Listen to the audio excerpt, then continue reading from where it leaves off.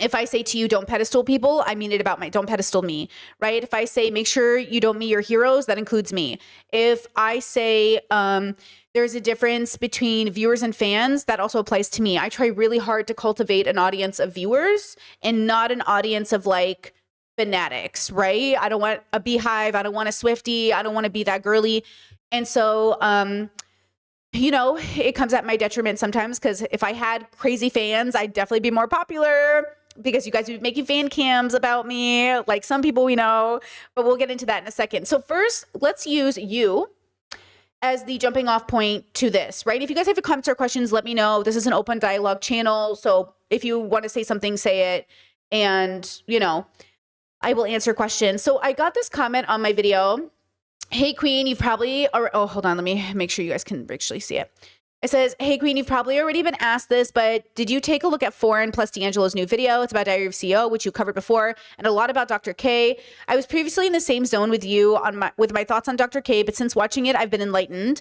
I thought they gave a much more thorough critique than Kat and brought up some receipts. I'd just like to know what you make of the new info. For some reason, my BDI is on the healthy gamer bubble.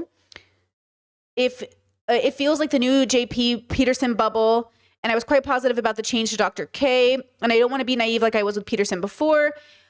Give him a finger, they'll take a hand, you know? Okay, so I just want to say, first, I wasn't going to cover Dr. K again in any capacity because I don't want to become the Dr. K defender. But I will say my Discord also asked me to review a podcast of an individual. Hold on, here it is. It says, when a licensed psychiatrist calls you a rage baiter. And it's an hour-long podcast, which I did watch on my own. I also did watch the D'Angelo and Foreign video on my own, but I have timestamps for you today.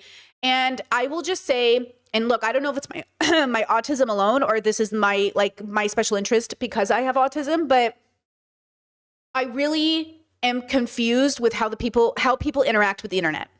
Like, I know how I interact and why I come to the internet and why I show up the way I do. I'm also trying to correct my behavior in the ways that I was interacting with the internet before because I realized it was causing harm to myself and my community. But because I'm on that personal journey, it is also impacting my work, going back to what I said in the beginning, right? So just as an example, before we head into things, I want there to be like an understanding that I'm not coming for anybody. I understand, right, that people, they don't live on the internet like I do. They don't consume everyone's content like I do. I mean, Kat even said when she reviewed Diary of the CEO, she's never seen a podcast. I've seen too many, which is why, and I just want to say this because I know I'm a small channel and nobody really knows who I am, but like, we have been Diary of the CEO haters since day one. And honestly, I think my channel might have been the first channel to ever talk about his investigation, how he spreads misinformation. But of course, my shit doesn't go viral. So it looks like to the bigger audience members that I am defending the Diary of the CEO instead of understanding that I've always been a Diary of the CEO hater, even though I've seen and read and or listened to so many of his podcasts. We have made so much content here as a community about how much misinformation he spreads, right? His body of work is bad. Okay, he's a full-on capitalist. He's one of the dragons in the UK Shark Tank. He's got a bad reputation, right? But I think because they lumped Dr. K in with Diary of the CEO, my defense of Dr. K looks like my defense of Steven, but it's not. So P.S., I watched Foreign and D'Angelo's video, and I agree with 99% of it, okay? It's called Diarrhea of an Incel. Listen, I agree with 99% of this video.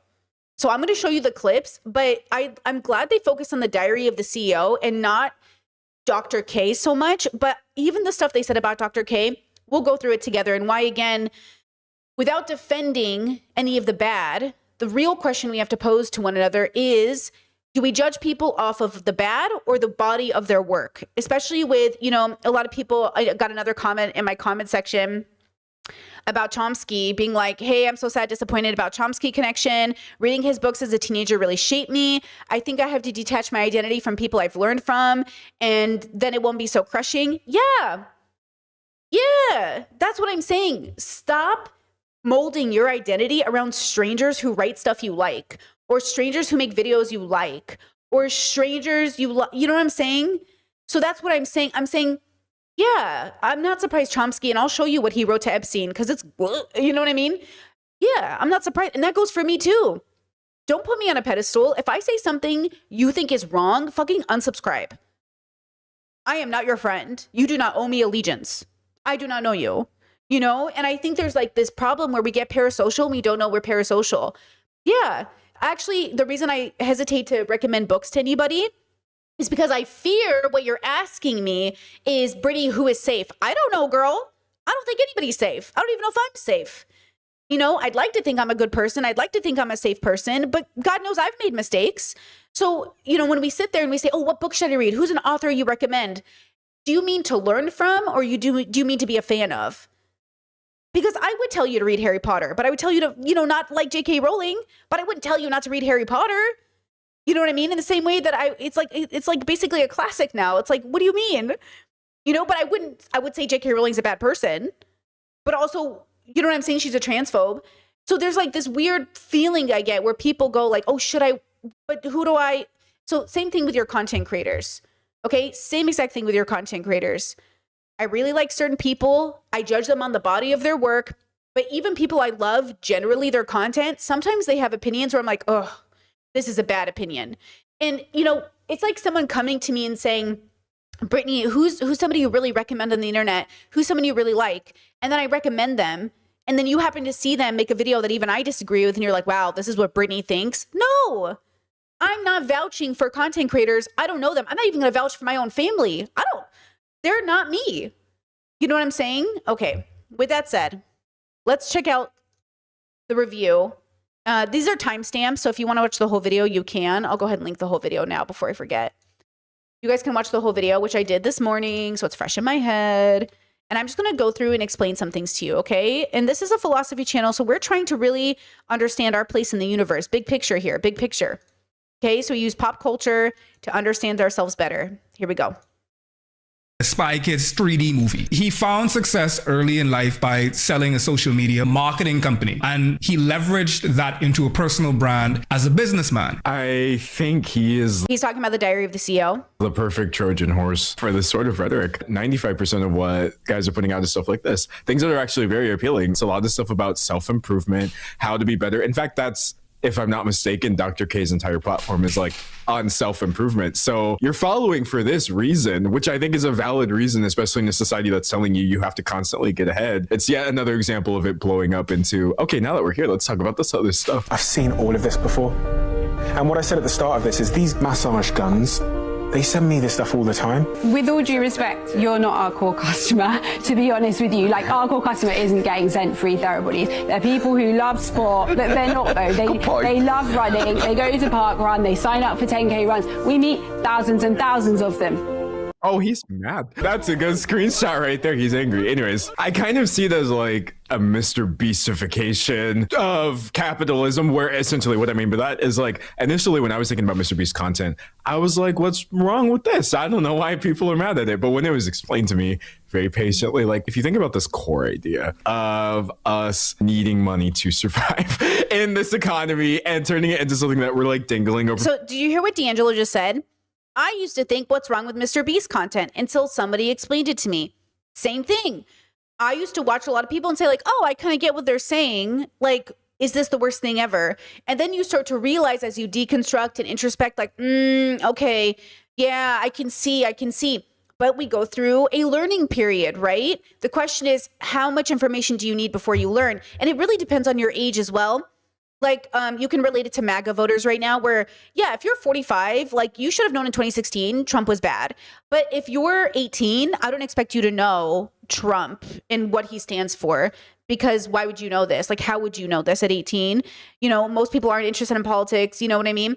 So I'm always going to judge people based off the context of what I'm dealing with. Now, here's my biggest flaw as a person, which is why I'm very, I think it's very important to know what I'm viewing, is because I will change how I approach a subject based off the context. If I miscalculate the context, which I've done so many times in my life, I will fuck up. I will regret collaborations. I will regret what I said. I will regret leniency because I'm like, fuck, I thought you were this person, so I treated you like this. But then I found out you were this person, and now my attitude has to be different because one warranted more leniency than the other. One warranted more compassion or more patience. Right? Okay. people's heads like, oh, you got to win this game.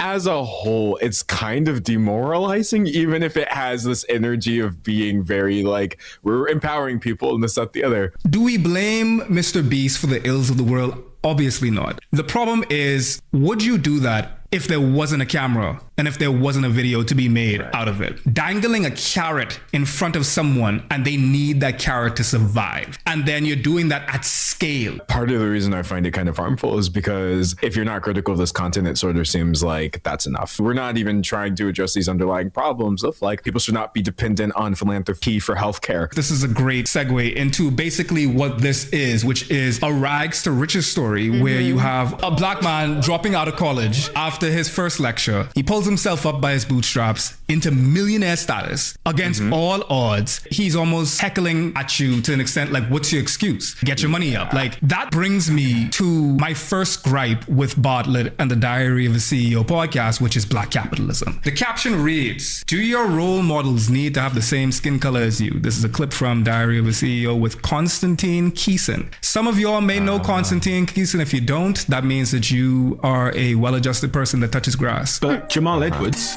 who was a young black man, probably the most famous young black business person in the UK, I was obsessed with because there was something about him and his story that killed my excuses and it kills your victimhood. Which is if someone who is a young black man who has walked up that ladder you're trying to walk up and they don't come from money and they had a job in, I think, Topshop, normal dude, didn't have like a, incredible education at Oxford, you go, I've got no excuse. Right. And that part of it I've always rated, which is if someone like you's walked in those footsteps before, it helps kill your excuses and it gives you no reason. Sure. But think about what that meant for you, though. What you're talking about is undoing the brainwashing that already existed. Yeah. Right? Yeah. So it's not that like you needed a black person.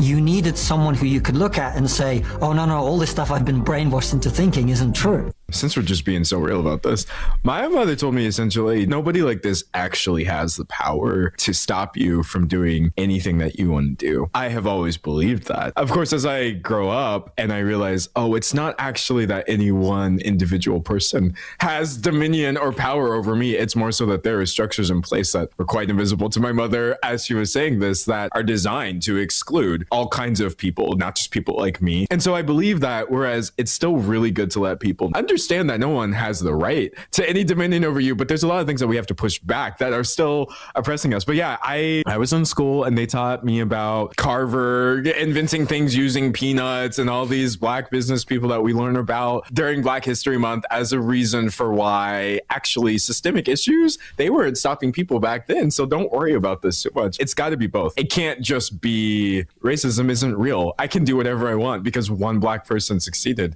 But also, don't walk through this world worried too much about things that you can't control. You still can do things. It's not going to be the same. I also have a mother that also does believe in like the black excellence thing. And like I would have family members saying, I wish the black community was as tight as the Jewish community and you see how they support each other and all this other stuff. I just like, how far until this conversation gets anti-Semitic? Like I was just like, let me know like when we're going to get into that point. The anti-Semitism in the black community has to die. Y'all are really out here still doing J Electronica features. Dog was a very competent rapper, dropped Exhibit A through C, and then immediately, like in Monopoly, they say, go pass and collect 200. He's just like, go pass and collect anti-Semitism now. I'm actually not super receptive to people outside the black community saying like, oh, the black community needs to work. But I will tell you, me being inside of it, there are many things that we can work on. There are many things that we can work on. I be like this when I see white people. Yes. They be telling me, they be like, raw, black people, if y'all would just diss me. That's me right there with the dick grabbers. This man right here with a face made for radio. Sorry, I gotta stop. I'm trying to get better. God is working on me. Yes, he's moving through you right now, actually. This is Konstantin Keeson. Like many of Steven's guests, Konstantin has a far right bent. I can't even call it a bent. It's like a break. He has a far right break to him as he is the host of the Trigonometry podcast. You guys know how much I hate trigonometry. Trigonometry is a right-leaning, and when people go on that podcast, I automatically write them off. But the dilemma is, and here's the thing, I've had some connections with people who go on those pods. And so again, the question is, okay, what are we all doing here and who is to be trusted? There's a 2-layer part you need to see this as, us as people and us as creators. And these are 2 different things. A lot of us became creators to talk about our personal life. A lot of us came to the internet and used it as a journal. I certainly did when I first started, which is why everything's wiped off, because I'm like, like, I'm not here to use it as a journal anymore, though I do talk about my personal life on the internet. And you see me in real time, like problem solving some things out loud, right? So the thing that I want you to keep in mind is you as a viewer have every right to stop watching content creators for any reason. You do not owe us an explanation, okay? Sometimes I have the sweetest patrons in the world of like, I'm so sorry, Britt, I gotta leave for now, but I love you. And I appreciate those messages, but I want you to remember you never owe me an explanation for why you are not contributing to my work, because you don't owe that to me, right? You should never feel bad, right? Now, the problem with the internet, though, and viewing people for what they are, is we don't understand exactly where everyone's coming from exactly the way we think we do, and we're personally going through journeys. So that's where the mess up happens. Like Chet said, so confused by Kidology, agreed to go to trigonometry. I'm so confused on how I ever talked to Destiny and Mr. Girl, but here we are. and they're going to come up later in today's stream, but it's because when we viewed certain people at a certain time in our life, we were more open to talking, building bridges. I also literally thought Destiny was like a progressive non-binary person because that's how he was introduced to me. And Mr. Girl was a sex worker. So when I first talked to Mr. Girl, I didn't know anything about him. And I was just like, oh, I saw your sex work stuff. Like, and he's like, I'm not a sex worker. I'm like, but you do sex work. He's like, no, I hate myself. And I was like, I'm confused. What's happening? What's happening? Like, what is going on? And that is me. I'm stupid. Okay, I'm stupid. I assumed if you were making sex tapes on the internet, you were a sex worker. Okay, I didn't know. I didn't know. Kidology going on trigonometry makes sense because Kidology is deconstructing her issues around anti-blackness, her issues with being adopted by a white man, her issues with her trauma, right? Like, everything. We're all working on it. I also came to the internet in the very beginning after when I made it a full-time job, wanting to be more like, vague and more just like I'm here to have fun and be flirty and be queer. And then I realized and do philosophy, but be like very vague. Then I decided after the debate bro bubble, okay, I'm not going to be vague anymore. I'm going to go hard in. And look, ever since I did that, it's been great. But the dilemma with going like very hard in is I can't just like pick and choose. Like I'm sometimes I think the biggest flaw I have as a creator is not just picking a lane and staying in it in a sense, because I would be so much more popular, right? But I also think it's intellectually dishonest. Like it haunts me at night. So that's why I want to make this stream today. I am haunted at night when I'm sitting in a conversation and I feel like people are like, oh my God, he's just like so misogynistic, right? And I'm like, yeah, let's talk about that. There's like nuance here. There's things here. And like, it like haunts me. Not like I could just say, okay, like Caleb Hammer and D'Angelo, I'm not going to cover it because I think it's boring as fuck. But I watched the videos. And the one thing I will say is like Caleb Hammer's refusal to understand that by our definition of the bubble, he's absolutely misogynistic as an example. And as he throws around the R slur is a misunderstanding of the bubble's observation of him, right? Maybe in his bubble he's not, but in our bubble he is. And that's the point. Now the conversation is, okay, but which one is true? Well, again, depending on the lens you're coming from, but I would argue that the most true perspective would definitely agree he is misogynistic based off of the criteria required to then be misogynistic or at least sexist, right? Say sexist if you want, but the way he clickbaits, the way he brings viewers in is by using sexist propaganda, basically, like things that people click in their head as sexism or misogyny or hate of women. And that makes people click on the video. So he's playing into that. So you could say, well, maybe Caleb, the consciousness isn't, but Caleb, the brand is at least. But then he's going to say no, because the guests agree and the guests consent and the guests, yeah, but the guests could also be. The women on your show can be suffering from internalized misogyny, which allows them to put. I remember during my debate times, I remember Flagrant talked about me. Andrew Schulz talked about me because ABBA mentioned me. And I remember thinking like, oh, this is a funny joke and this is so funny. And then I look back and I look at it, I'm like, man, this was just misogyny jokes. Like this was just an ABBA stood up for me, but also ABBA sided with Destiny. And I just remember thinking like, I was so like optimistically naive in a sense that these men could deconstruct gender, but they weren't even close to ready. You know what I'm saying? And so my naivety, which I'm willing to admit was real, even to the people in my life. I mean, my partner and I were together by that time and we talked about it. And I was like, well, should I go on Flagrant if I've ever invited? And he was just like, why would you do that? And I was like, I don't know. Do you think I could be? And he was like, I think they're too misogynistic. Like they're not going to listen to you at all. And I was like, damn. And that was really hard for me to process. It was really hard for me to process that this podcast I'd listened to a lot of and felt like, okay, these guys are liberal enough that maybe there's something there. But I have to listen to especially the people who were raised men in my life and listen to them when they say like, these guys are never going to hear you, right? These men are never going to hear you because they know better than I do, like that lived experience of being raised under patriarchy. And so that's what I'm relying on is like, hey, do you know? Okay, same thing with philosophy stuff, same thing with anything else. Is like sometimes I don't exactly know, but I have to trust the people in my life to be like, dude, okay, this means that I'm willing to admit that I don't always know. It's not to say that I don't sometimes know or that I'm not intellectual or that I'm not smart or that I'm not a good judge of character.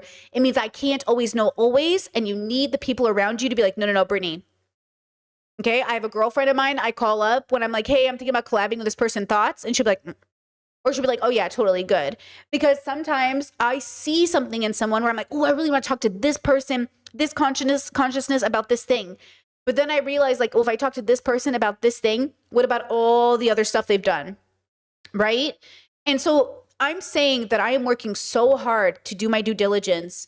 And it's so difficult because everyone is so flawed and everyone is so, I don't know, like not perfect that it does, you know, the question is, does it reflect on me or is it something different? Right? Okay. So here's another part of the clip, right? I'm trying to be very human about this conversation, guys, because I could just like parrot what everyone's saying and be like, oh my God, these guys suck. Oh my God. And I could just like build a whole audience and have a bunch of fangirls who rely on me to hate on men, which I love to do. But also I want to have an intellectual conversation that also says, okay, what is actually being said here though? Because that's also like a part of what I want to do as well. So, okay, I'm just going to be vulnerable in that sense. Okay, look at this.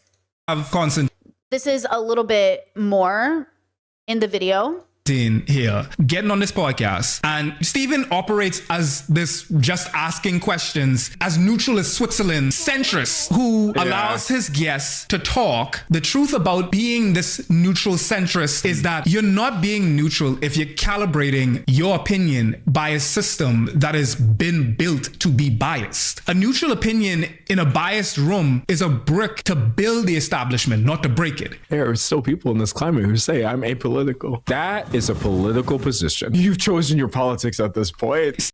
Well, okay, so that's the thing. You exist outside of politics, and that's the problem with political bubbles. Because political people are so obsessed with politics, they forget the rest of the world isn't. The rest of the world doesn't care.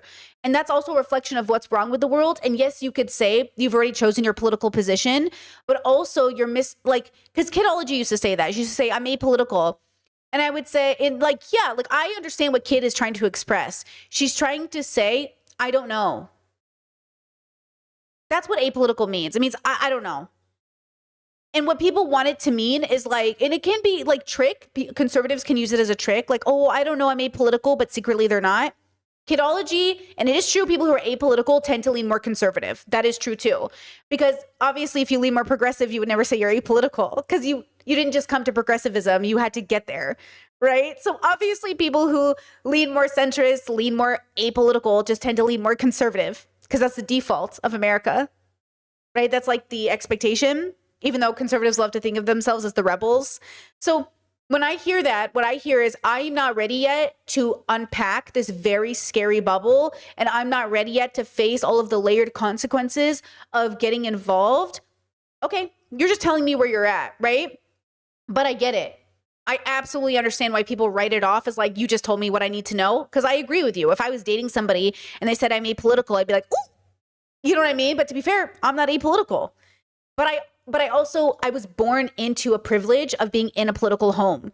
Like, I don't think people understand how political my house was growing up versus like a lot of my friends and family, their parents were not political. My bestie of like almost 30 years, she and I both grew up in very political homes. Her Democrat, me Republican.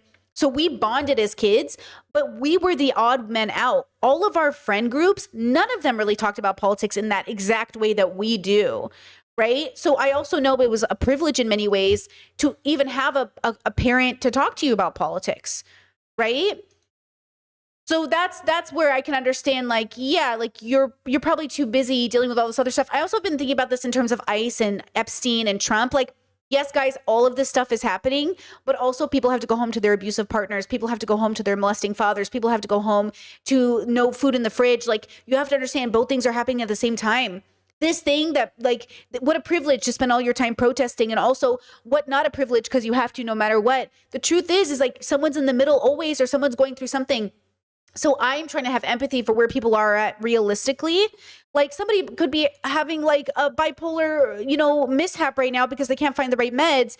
And then they're getting lectured on the internet about how you have to get involved. It's like, bro, relax. And I understand you're saying caveat. Obviously, we get where you're at right now and you're suffering, but everyone is suffering. So it's kind of like, this messaging needs to require everybody who's listening and speaking to decipher correctly what's being said, which is why we're covering this right now. Because I think what I try to do, to the detriment of myself sometimes, is look for the benefit of the doubt I have in people and say, okay, I know the body of their work, so I can assume that this thing that I have a problem with is a reflection of their work as a whole. But yet I can see the flaws in their work in the sense of my own values, right? Okay. Stephen clearly facilitates a conservative worldview by cultivating his guests so that he can appear neutral and the conclusions that they come to are simply reality. Exactly. That's the problem in the Diary of the CEO. He brings on his guests as if they know what they're talking about, even though we know 75% of them absolutely do not. And then the audience is made to feel like, oh, these are experts, though. These guys must know what they're talking about, though. The way in which, like, he's very meticulously, I don't know, like, if it's him or his team or it's both, but, like, he very meticulously aggregates people who, via FYP is getting Diary of a CEO, you just think that, okay, this is just how outside is. Like, this is just how people think. There's no contrast or plurality of thought. Everybody is regurgitating the same dribble for the most part. Yeah, because it's to their benefit. It's much, much easier if you don't even have to think about. Okay, pause. And I agree with this. My concern and criticism of the people I'm going to talk about today is you're kind of doing the same thing. And I don't know if you're doing it because it feels really good, but you're also doing similar things. And I'm saying, I love that content. I do. And I just want to say, when you come to my channel, like, that's not going to be this conversation today. Because I could just give you the basic, bullet points of progressive values. And that content is sometimes so good and so valuable. But today, we're not going to do that. Even though I know that's the best content. And if I just made 20 videos or 100 videos making that content, I'd eventually build a platform and I'd be as popular as everyone else. Because let's be real, there's no significant difference between my commentary and D'Angelo's. Only D'Angelo has 1 million followers and I don't. There's no significant difference between anyone on the progressive side making content and me in terms of commentary, except when I do stuff like this and then people are confused about my content and that they don't know if they can trust me. But I think you exist outside of progressivism. I think you exist outside of constructs. And I think you exist outside of politics. I think you exist. And you're born into a universe. You're a part of the universe. And I don't mean in the spiritual woo-woo way. I mean just literally factually, you are an animal on a planet. And I think that experience is multi-layered. But I also think that's a conversation that isn't easy to have. Because it sounds like you're making excuses for people's bad behavior instead of recognizing that people will be bad. And you just have to be able to do the right thing, even if people are bad. And that's hard because sometimes it does look like letting bad people get off with stuff, but that's not what I'm trying to do either. Okay, look at this one. This is another clip. Okay. Is disguising misogyny as mental health for men. Is marriage a form of consent? Marriage is consent. Now, of course, no one likes that idea, but we've had wars in our culture for the last since the sexual revolution about what constitutes consent. If you're out on a date with a woman and you both drink too much and you end up in bed, did she give consent? Well, the answer to that is, what is the answer to that? The answer is no one knows. I know the answer. Marriage is consent. You think marriage is consent? Insofar as consent can be granted, marriage is consent. Yeah, I do think that. So does that mean that if I'm married to my partner, I can have sex with her when I like? Well, you can try and see how that goes. Problem with that theory is, you'll probably have an opinion.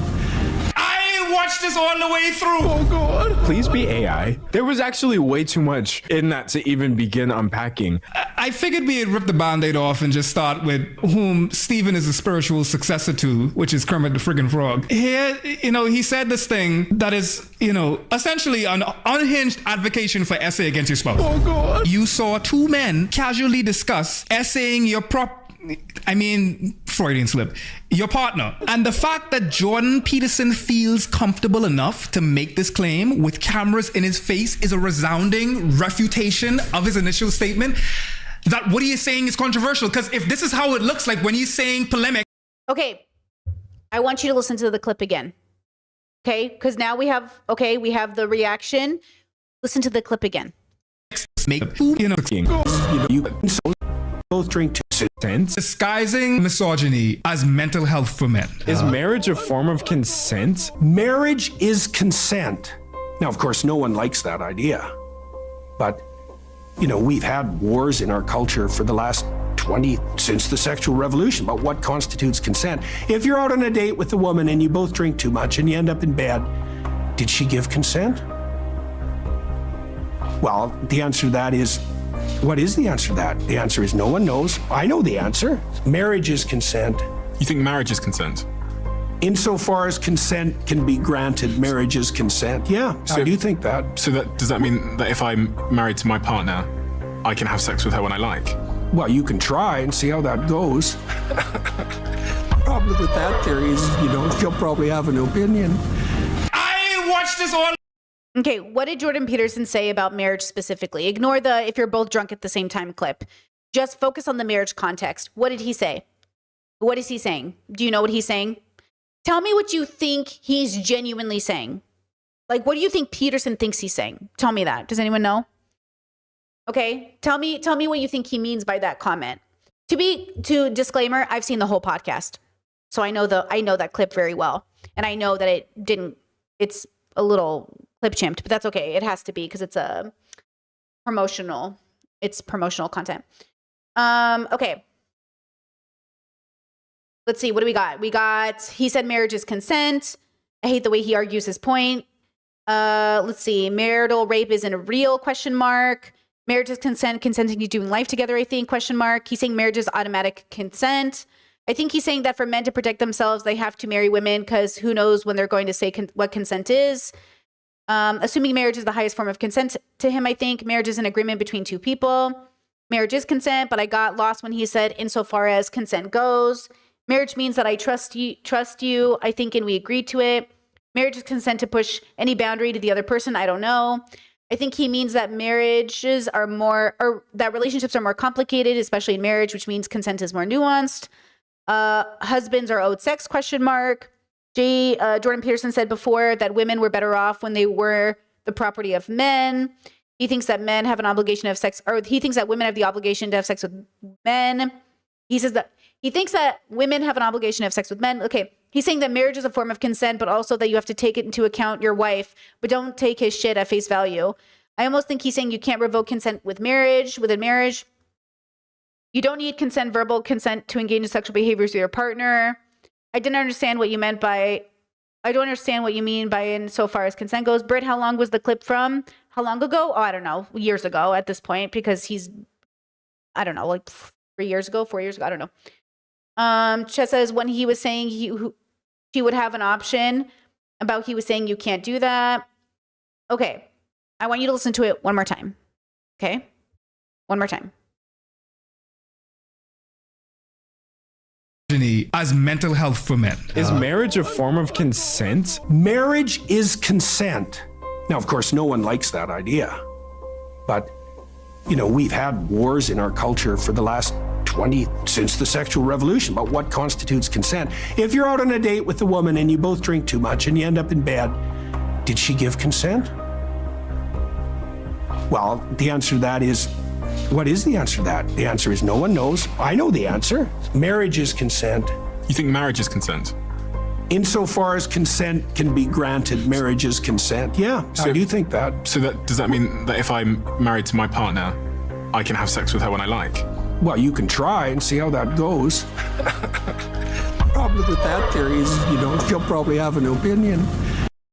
Okay, so Chad said this argument is basically marital rape is not real. Okay.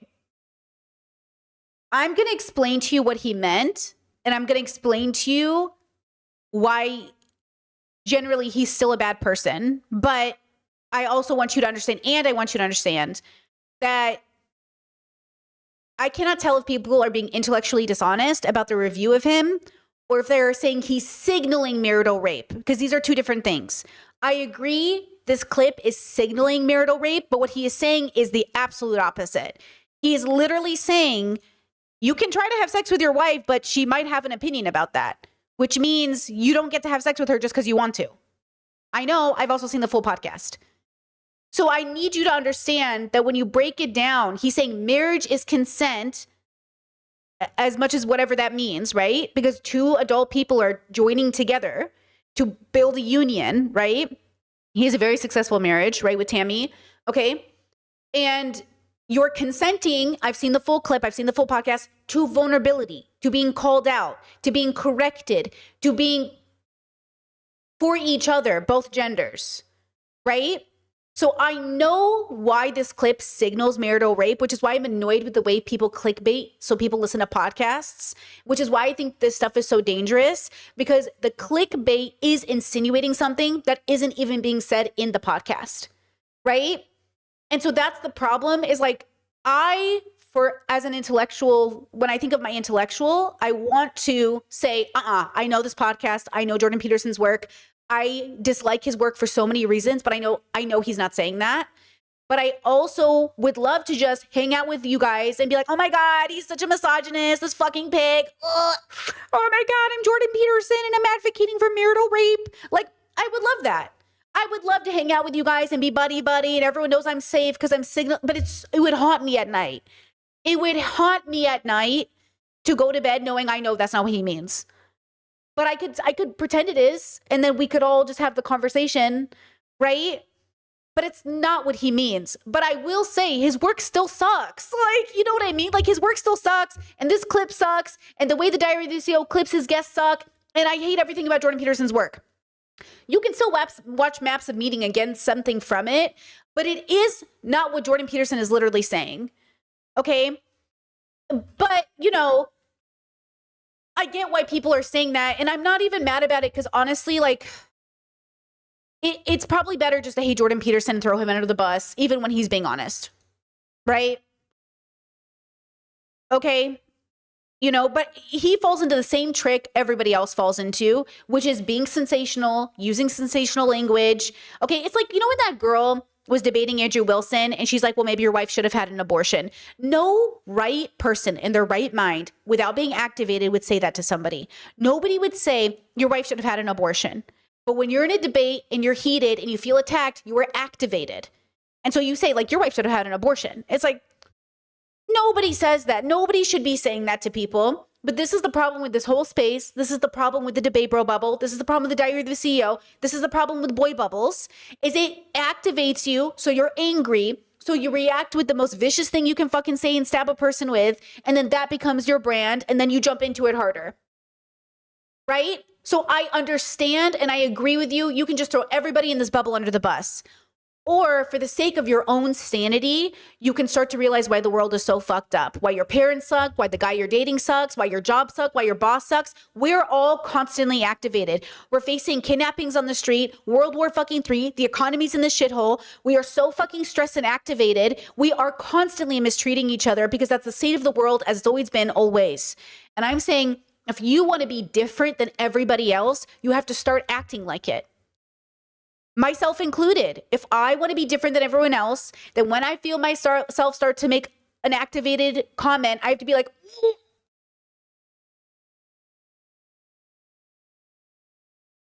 Okay, let me come back with something better.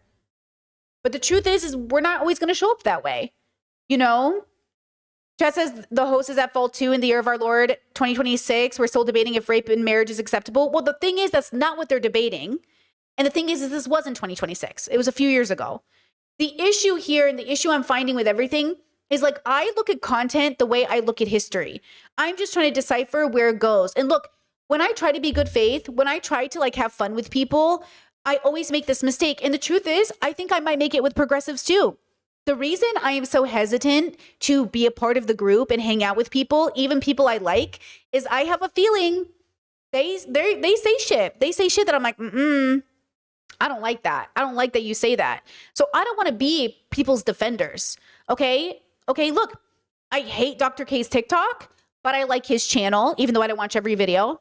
I love Dr. Kirk Honda, but his whole review of Love is Blind, KB versus Edmund was giving anti-Black women, was giving fucking microaggressions, was giving absolute infantilization of men. It pissed me off, okay? And I love Dr. Kirk Honda.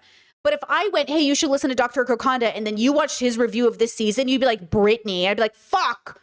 And I love Dr. Kirk Honda. He has been so great to me. He's such a good person, and I know he means so well. But his review of KB just absolutely pissed me off. I've watched 50 episodes of his review so far, and I'm not even done. There's 20 more to go. I've watched 50 episodes, and I'm just like, every take was bad. Almost every observation he was making was pissing me off. And I know why he's doing it. I get it. I see where he's coming from. That doesn't mean he's not going to have the wrong take sometimes. Okay? I love Kat Black. We've had a really good relationship, like a very friendly relationship over the years. I hated this series she did about not being queer. It came at the expense of the queer community. It threw us under the bus. And she very much, I think, did ultimate damage to, the queer part of her audience that is trying to deconstruct from that standard of the binary gender. And I hated this series. I hate it. It makes me look at her different. And I wish it didn't. I wish I didn't, but it's true. Okay. Chelsea Fagan. I love Chelsea Fagan. I really usually love, the financial diet, but I am so fucking sick of her fucking just whitewash takes, her lame ass takes, her I'm tired and I don't want to keep talking to my audience this way takes. And I love Chelsea Fagan, but also I'm sick of her recent takes. Okay. It's not that, and this is the thing we have to understand. It's not that these people, their body of work isn't good, but it just seems like we're in an era right now where people are either exhausted or tired or the bad takes are just crazy, right? But this absolutely overlaps with this idea that that commenter left where they were devastated about Chomsky being with Epstein. But why? Now, to be fair, I've never read Chomsky, so I don't know. But I will just say, I don't know, dude, still a dude, right? Here's TYT talking about what he wrote to Epstein. So this is actually an email that Chomsky had written to Epstein February 23rd, 2019. Epstein copied and pasted the message and sent it over to a guy named Matthew Hilzik to get his, his opinion on what Chomsky was saying and the advice he was giving to Epstein. So now I'm going to read you Chomsky's actual message to Epstein. He says, quote, I've watched the horrible way you are being treated in the press and public. It's painful to say, but I think the best way to proceed is to ignore it. I've had plenty of experience, though, of course, not on this scale. A Google search will bring up tons of hysterical accusations of all sorts, even groups devoted to vilifying me. I pay no attention unless I'm approached for a comment on a specific matter. It's a nuisance, but it's the best way. The same conclusions from experiences of others, in some cases, close friends. So, here's Noam Chomsky giving a serial pedophile rapist advice on how to handle the latest allegations against him. There's more. Further, he writes, what the vultures dearly want is a public response, which then provides a public opening for an onslaught of venomous attacks, many from just publicity seekers or cranks of all sorts, which are impossible to answer. How do you prove that you are not a neo-Nazi who wants to kill the Jews or a rapist or whatever charges come along? That's particularly true now with the hysteria that has developed about abuse of women, which has reached the point that even questioning a charge is a crime worse than murder. For virtually everyone who sees any of this, the reaction will be, where there's smoke, there's fire, maybe raging fire. whatever the facts, which few will even think of investigating. Okay, that was Noam Chomsky. You know, I'm not even a big fan of TYT, but I wanted to use their clip because Anna read out the quotes there. Look, right? Stop pedestaling people, especially people you know. Read, watch, consume, dissect, and learn, but do not pedestal. I will not be perfect. No one will be perfect. And some of us will be bad because a lot of us are bad for a time in our life. Okay. So listen to me when I say nothing I am saying is in defense of Jordan Peterson.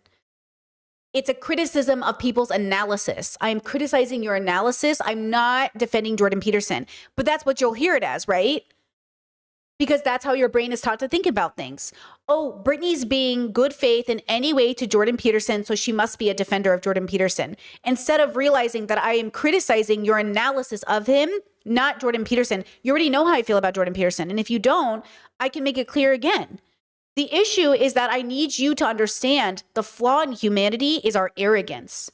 We have no humility in our observations or analysis, and I don't blame you. The money is not found in the nuance. The money is not found. My career would be so much more stable if I would just pick a side, give you the talking points every fucking episode, and give you nothing more, right?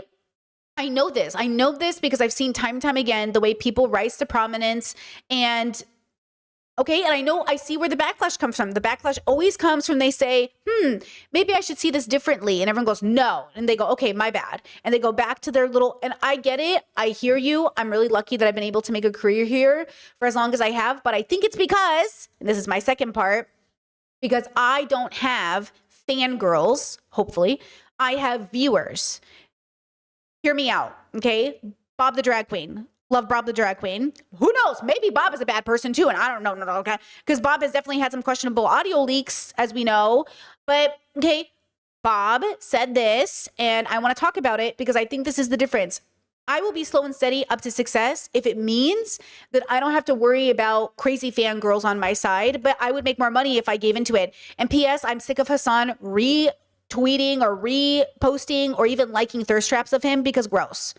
Ultimately, talk about a position of power. Why are we retweeting? Why are we even commenting or liking? Like, I get it. Former fat kid who's finally hot. So he's like seeking validation, won't go to therapy. I get it. But God knows some of these fans might be 15. You know what I'm saying? It's kind of weird. It's kind of weird, which we'll get into in a second. When a woman asks you to stop making fan cams of her and you guys refuse, even from a female audience, we'll talk about it.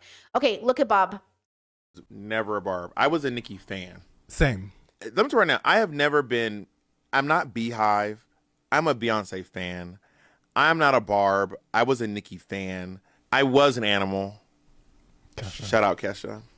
Back door crack. We don't need a key. She's the one you cried at when you yes. saw her perform? Yeah, that's I fair. I don't play by Kesha. Yeah. I'm gonna cry.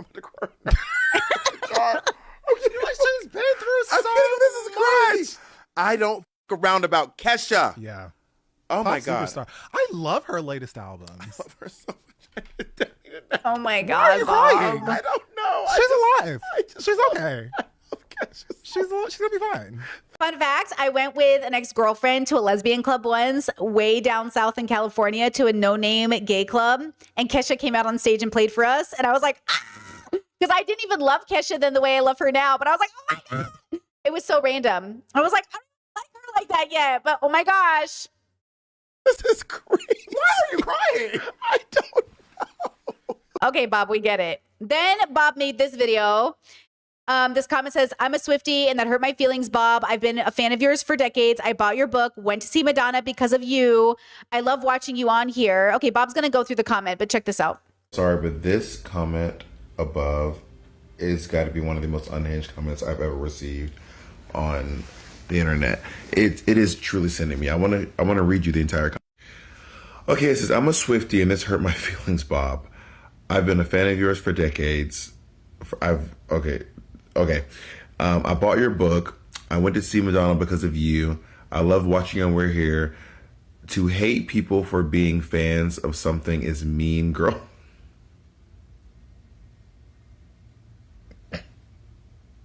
Which, by the way, mind you, I never said I hate Swifties.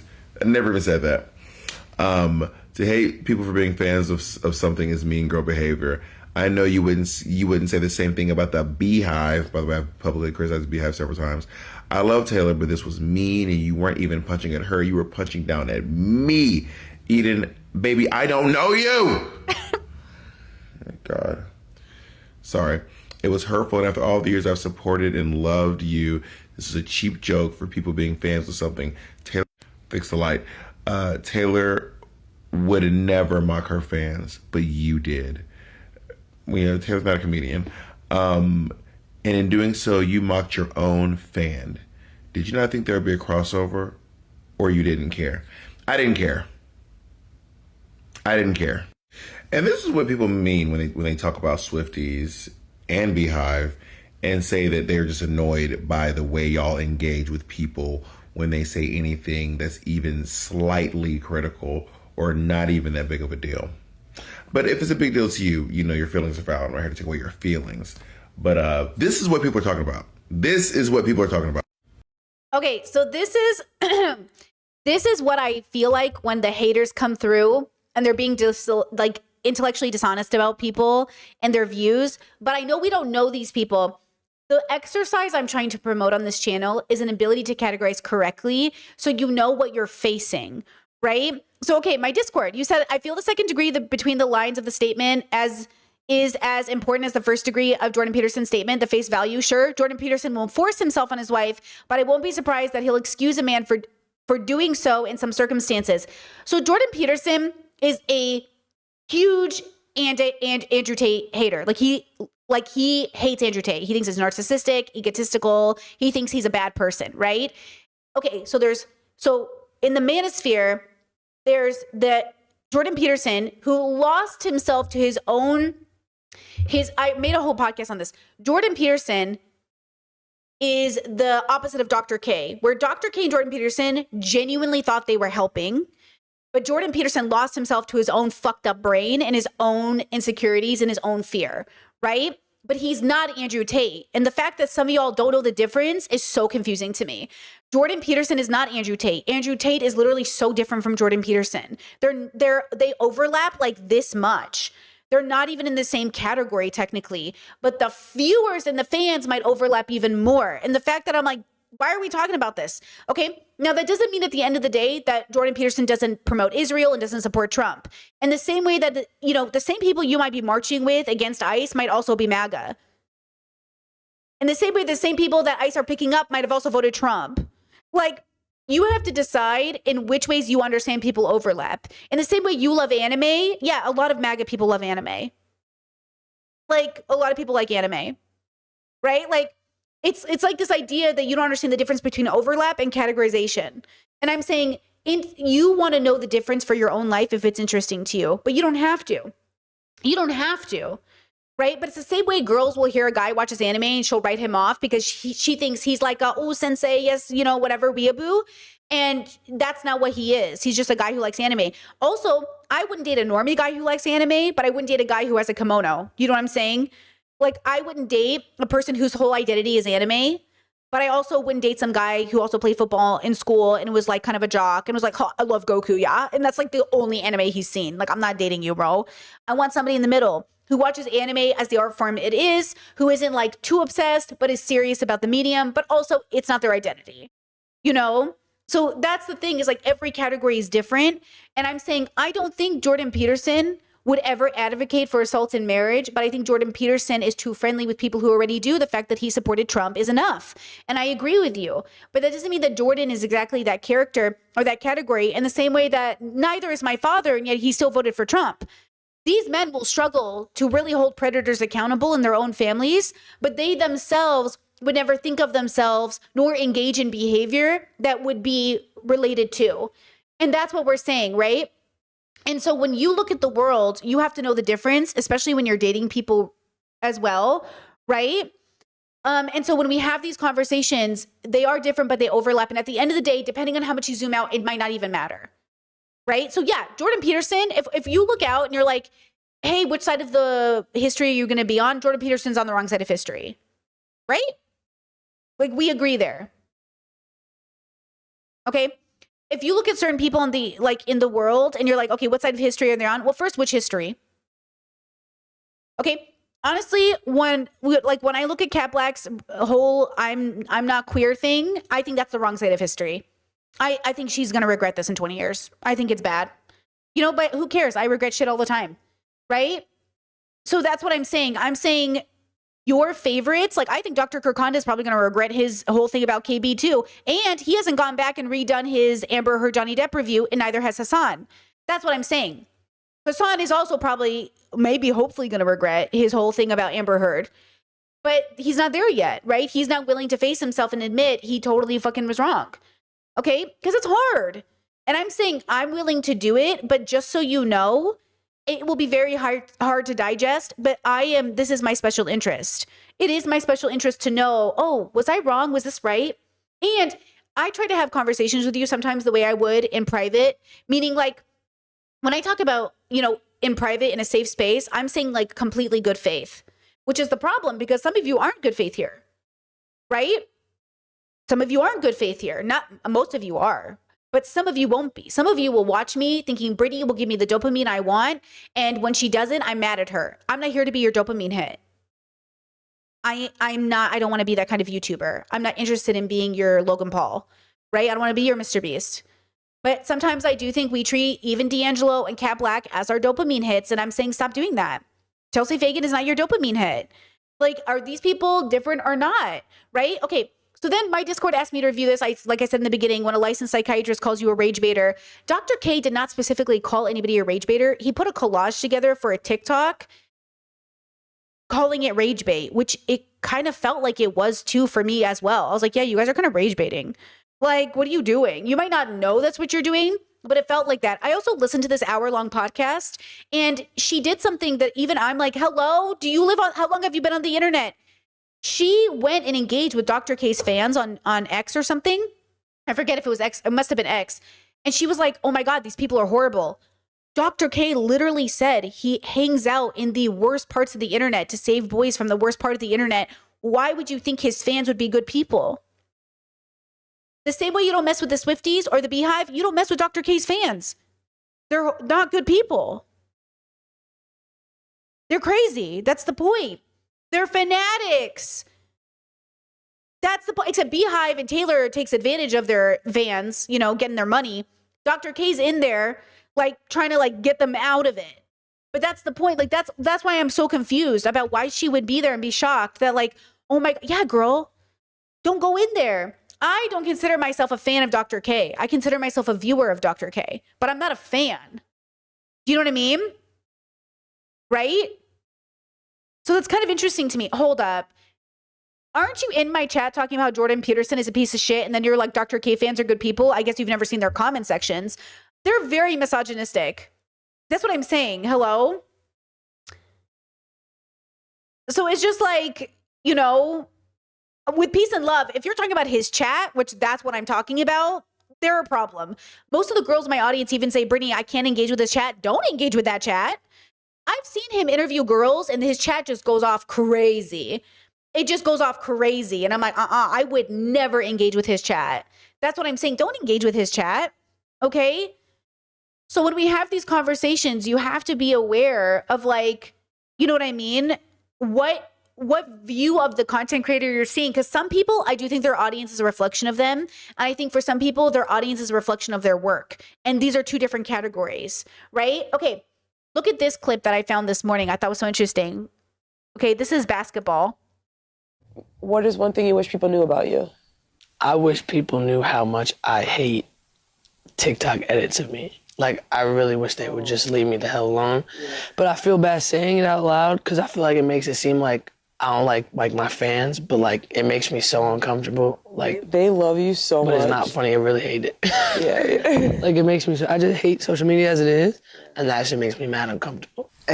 So this is Emily, and her fans were really disappointed with her. They really hated her for this take. Her fans are making this kind of content. I have to mute it for copyright, but this is the kind of videos they're making of her, right? And it's like, they're making, kind of like, yo, daddy, mommy, sit on me, body shots, like her sticking out her tongue, like You know, there's like fan cams, like sexy cams, whatever they're called, like, you know. And the way the fans reacted is, yeah, thirst traps. Thank you. Listen to this, okay? So this person says she doesn't want to be sexualized. I think that's valid. And then people said that's not what she said. Most edits aren't sexual. She would have to be acting in a sexual way for someone to be able to make an edit of it. You can only make an edit out of what is someone doing is publicly. What someone is doing publicly. That's not how it works. If people can sexualize the number 7 or a mannequin, they can definitely sexualize you fully clothed and appropriately behave. Just check the comments under her edits. Girl, they sexualized the fox from Zootopia. Please be for real. Oh no, people think I'm attractive. How is that mean to say she's uncomfortable? She's uncomfortable. Should we leave her alone? These comments are weird. She has boundaries, and it's obviously something that makes her uncomfortable. I was waiting for the transition. 100% respect her opinion, but wow, I literally made an edit of myself for my birthday. I'd geek out if fans edited me. What? I want TikTok edits, though. Sad face. Okay.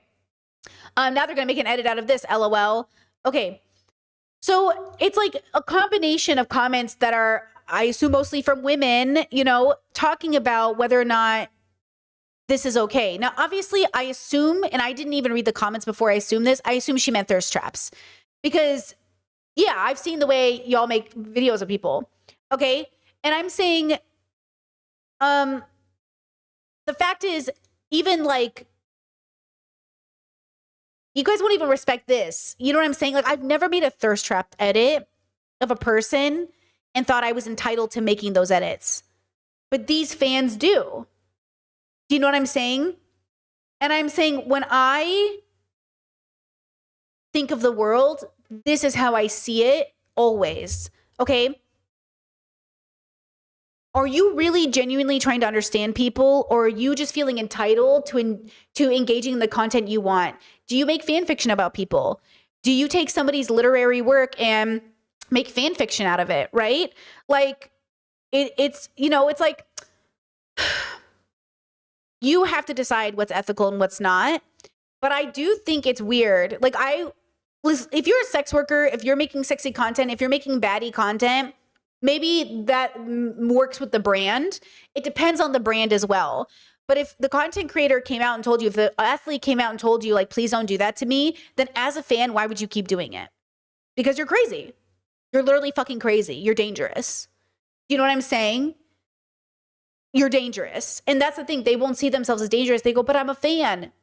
Girl, she just said stop doing it. And then you went home that night. You're crazy, bro. Certified. Certified. And that's what I'm saying. Okay? Okay. Now, check out this clip. And I want to talk about it.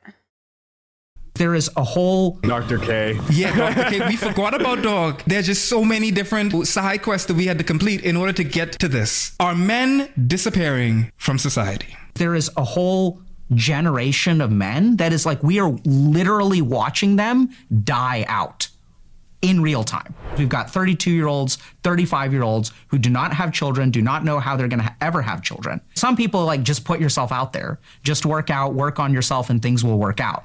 But they have something in their makeup, something in their attachment style, something in their tendency for social anxiety that allows them to put forth effort and succeed.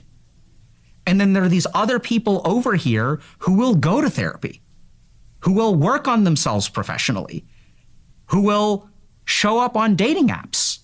And because of the shape of their face, which cannot be fundamentally altered, or some other thing which they're not even aware of, there's this whole crop of people who I think are trying really hard. I don't think they're losers. I don't think they're like pathetic or anything like that. I think there's something about the architecture of how these people are built so that standard advice does not apply to them. I almost wonder. This is my frustration with people trying to give advice to autistic people or neurodivergent people or queer people as if we're doing the same thing. This is my issue with also people online. I think like thinking that they're normal. I can't tell. I think Foreign is a pretty like normalish guy.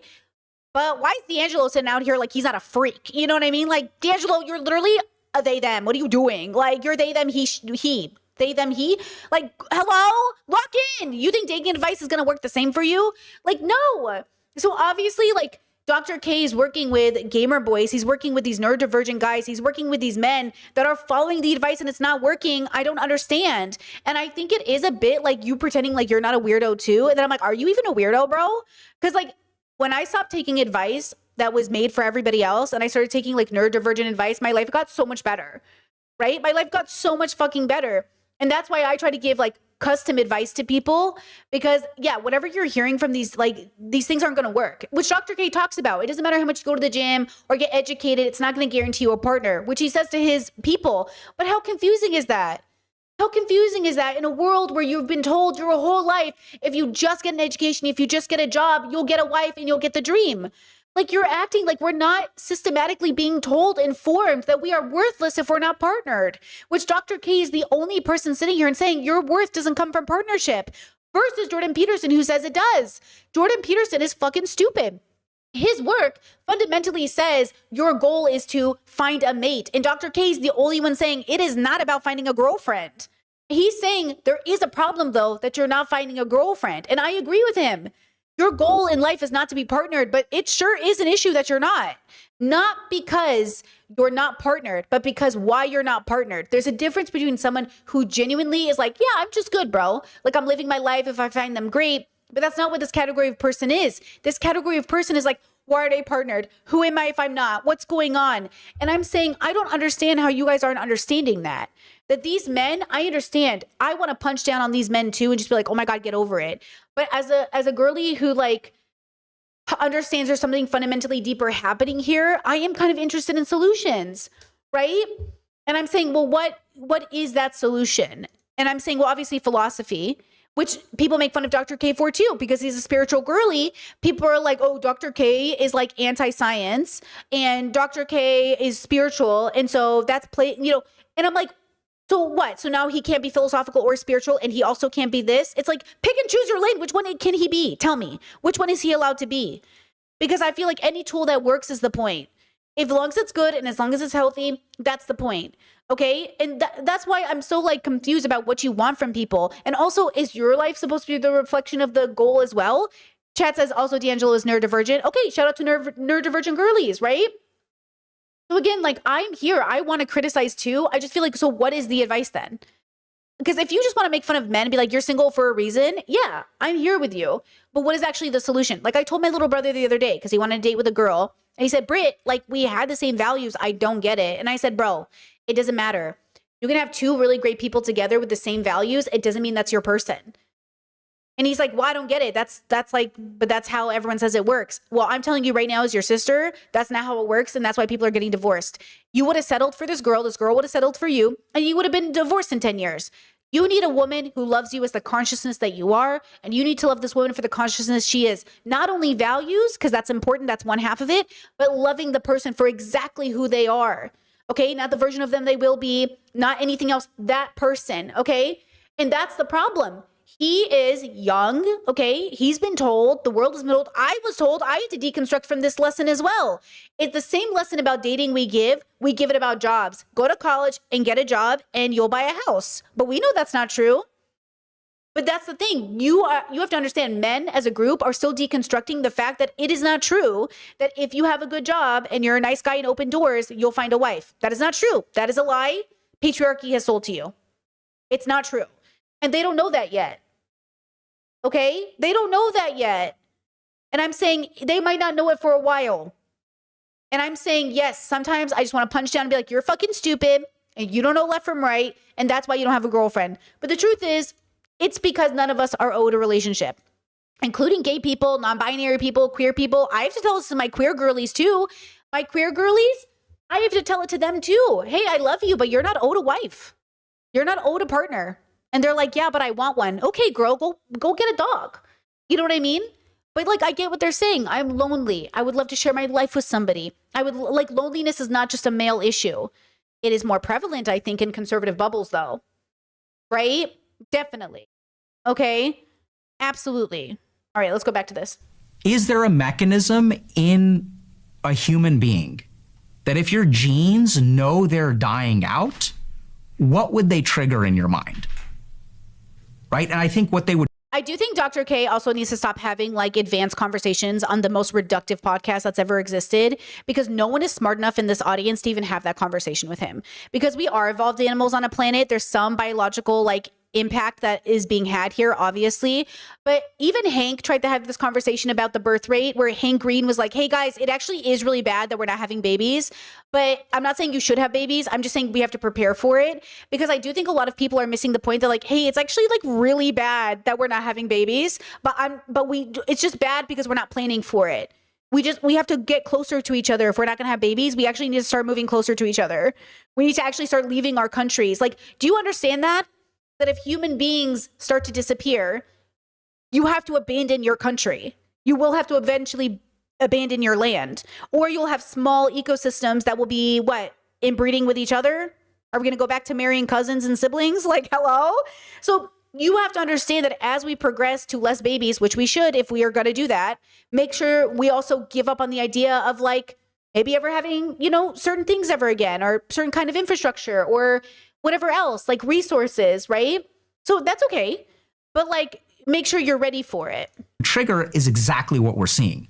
This like existential panic, angst, even aggression. And this is why I say you have to have a deeper relationship with your biological experience. But your brain, your body, you're having a biological experience. You're not special. And so yes, your brain will be like, oh my God, I'm not mating. Oh my gosh, I'm not having a baby. Oh my gosh, I'm not having these things. Guys, the feeling I had for most of my life of I need to have a child was so deeply ingrained in me. Even at 9 years old, I was like, I can't wait to have a baby. I cannot wait to have a baby. And then I got chronically ill and it completely went away. It vanished. It literally vanished. The feeling I had carried with me my whole life completely, I think it was a biological experience. I don't think it was mental at all. I think it was biological. I wake up every day going like, oh yeah, I'm not gonna have a baby. But I don't even think about it. Like people are like, oh my God, are you sad about it? Girl, I'm telling you right now, I don't feel it anymore. I used to feel it. It used to be in my body. And now I'm like, oh shit, I can't believe I used to want a baby. But it's not in my brain. I'm telling you, I didn't think my way to this. It happened to me. And that's why I think like we are biological creatures. You don't always get to, you don't have as much free will as you think you do. You don't make choices the way you think you do. Chess says, do you think Dr. K is reaching his target audience? If so, does he need to change his message? He is tuning out progressive people, which could ultimately be his mission. Dr. K does not want a progressive audience. You guys don't need help. You guys are fine. You can get help from other resources. Dr. K does not need to help progressive people. You guys are good. Why would I need help from Dr. K? I don't need help. I'm good, bro. Leave me alone. I'm good. If Dr. K, he's healthy gamer. He's trying to help gamers. Do the progressive gamers, are they having problems in their relationships? Probably fucking not. Because you've probably balanced gaming and being with your partner. He's going for unhealthy gamers, men who are dealing with addiction, men who are abandoning themselves to the no. Now, can I watch Dr. K and learn from him? Yes. But I don't need help from Dr. K. I'm just learning from his work. Right? So no, Dr. K does not need a progressive audience. Dr. K needs to stay in his fucking lane and do his thing. Because I don't want to do it. Right? Guys, again, you said I mean to say he's turning off progressive people, which is ultimately harming his mission. I agree with you. It was more of a thoughtful question. I don't think his message is bad ultimately. Okay. I hear your question, but again, I need y'all to lock in with me. In order for Dr. K to even get these men to trust him, he's going to have to basically not sound progressive. Guys, I shared with my Discord this morning, my gay flag on stream, the amount of hate comments I get, the amount of boys who dismiss me right away because of it, Dr. K cannot do that. And I'm saying I'm not willing to do it either to these boys. I've tried with these boys to talk their language, use their words, mimic their imagery. It doesn't work. Okay? My Discord knows that flag on my screen makes people send me the most bigoted messages all of the time because I'm signaling very hard progression. I'm progressive. I'm trying to do that to get a progressive audience. And it comes at the consequence of also those bigoted comments. right? So I'm saying like he can't help these boys and in any way signal what they know of as like, ugh. He has to signal to them, I hear you, I see you, I was one of you. Even though I secretly think Dr. K was never really one of them, I think it helps the brand because he was halfway. In the same way, I was never really like a 4chan boy, but I enjoyed like X tweets or something, but I was never that girly. You know, I don't have any tweets of me saying the N-word, right? That's not my bubble. Like, you're not going to see that from me because I was never that person. But I might like see those people on the internet and kind of understand their edgy humor, or I might understand like edgy like humor. Okay, or like maybe I've made a rape joke or two in the past for sure. And that humor is there, but I was never like a 4chan person. I was never like in my mom's basement, but I might, if I would try to appeal to that group, be like, oh yeah, I've done that too, right? It's like, but I was not actually one of you. Some of you are you, which we're going to get into right now with this segment. Every time I think I would enjoy the debate bro bubble, I realize like, oh, I'm not as bad as any of you. Like, I'm not even close. Like, I literally think we're making jokes and you're actually literally a pedophile. Oh my God, my bad. I thought we were making a joke. No, you're actually fucking raping people. Oh my God. Wait, holy fuck. You know what I mean? Like, so that's the line there, right?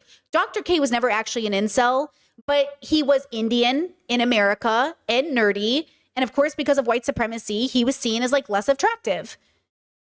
Right? So he probably internalized a feeling of inceldom, but he never was an incel because he had girlfriends. Right? Okay. Chat says, Brittany Simon, if I told you who got me out of the incel circles, would you believe me? Do I care?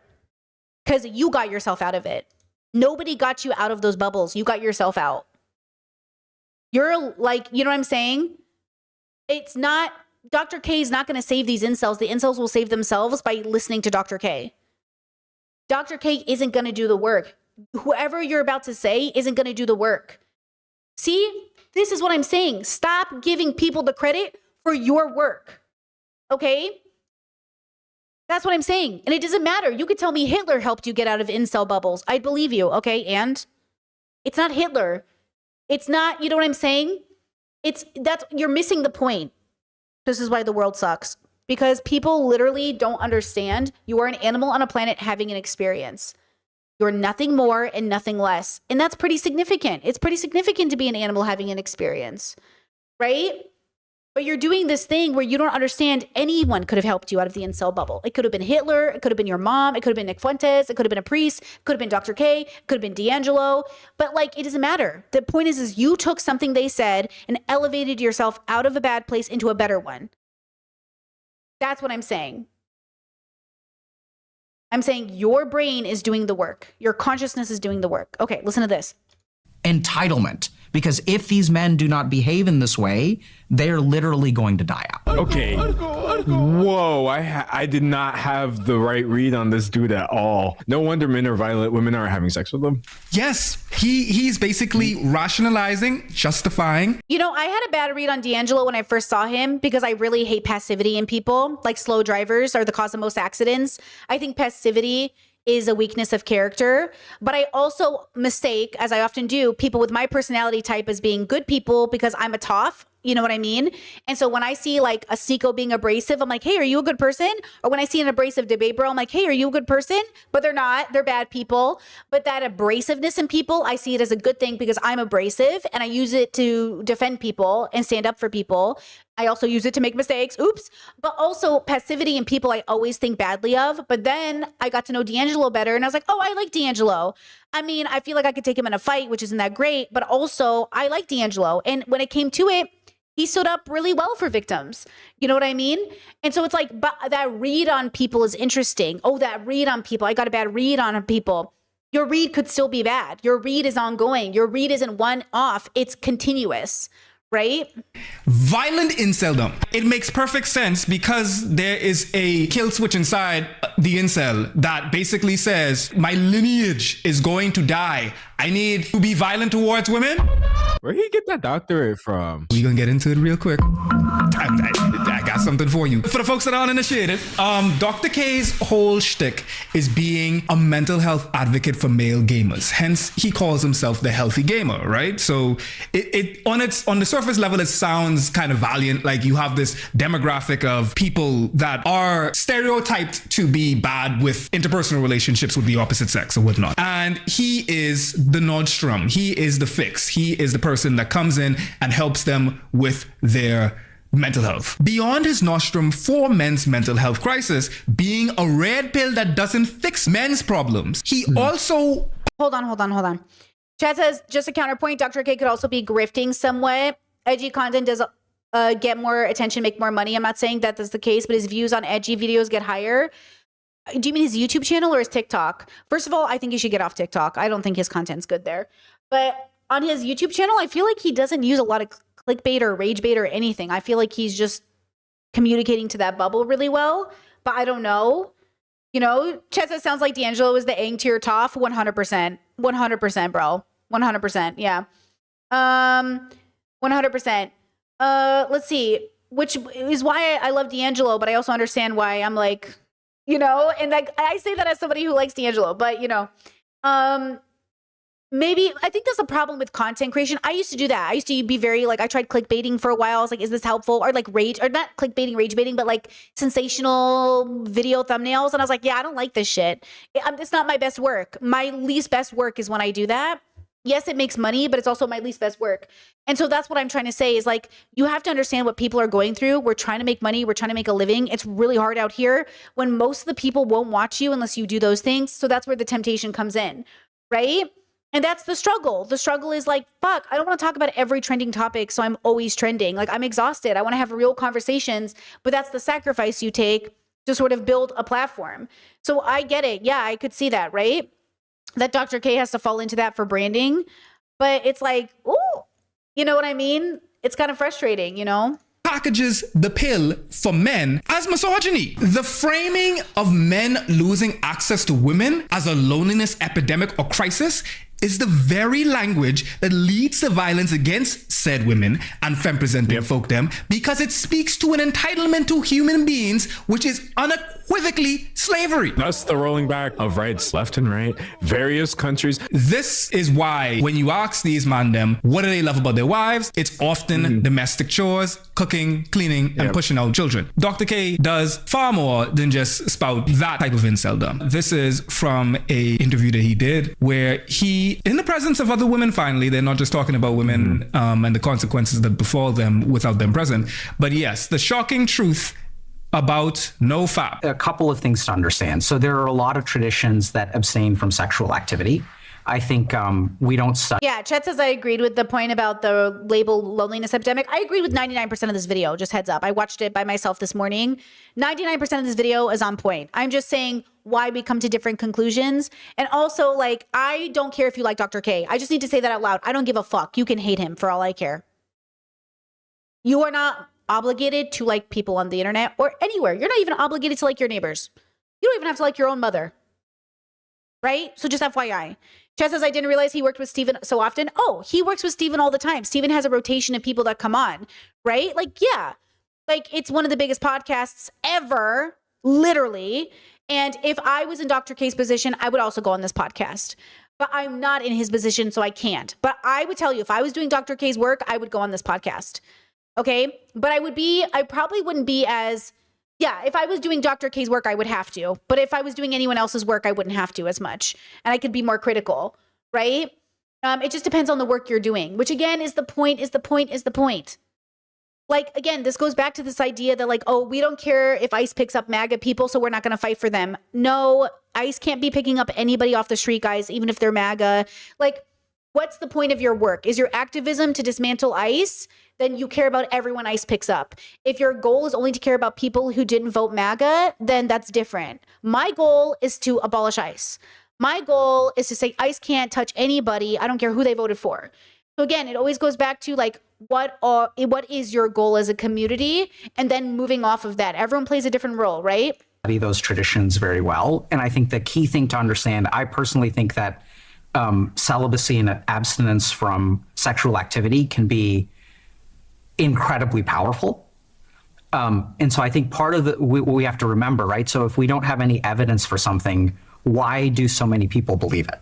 So some of it is there's a lot of bad information out there, but what happens on the NoFap community is that people are having some experiences and they're saying this kind of thing changed my life. And there's so many layers to that.